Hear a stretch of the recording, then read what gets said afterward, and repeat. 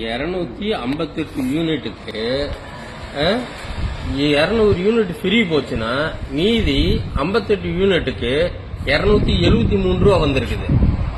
அப்படின்னா 273 வகுத்தல் 58ன்னா 4 ரூபா 70 காசு வந்திருக்குது.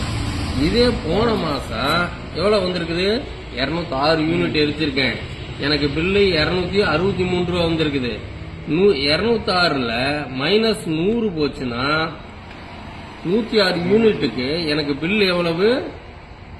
263 வகுத்தல் 106 2 ரூபா 48 காசு.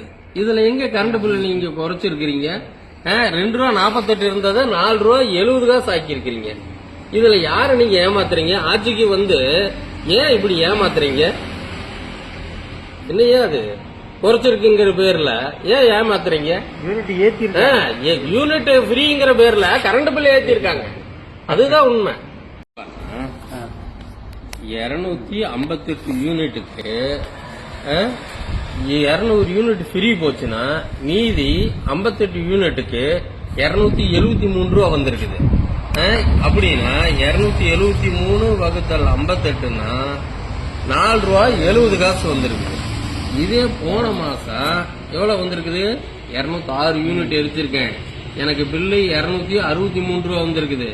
206ல மைனஸ் 100 போச்சுன்னா 106 யூனிட்டுக்கு எனக்கு பில் எவ்வளவு?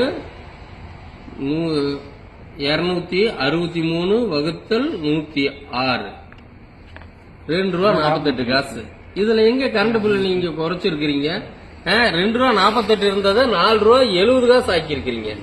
இதுல யார நீங்க ஏமாத்துறீங்க? ஆட்சிக்கு வந்து ஏன் இப்படி ஏமாத்துறீங்க? என்னையா அது குறைச்சிருக்குங்கிற பேர்ல ஏன் ஏமாத்துறீங்க? யூனிட் ஃப்ரீங்கிற பேர்ல கரண்ட் பில் ஏத்திருக்காங்க, அதுதான் உண்மை.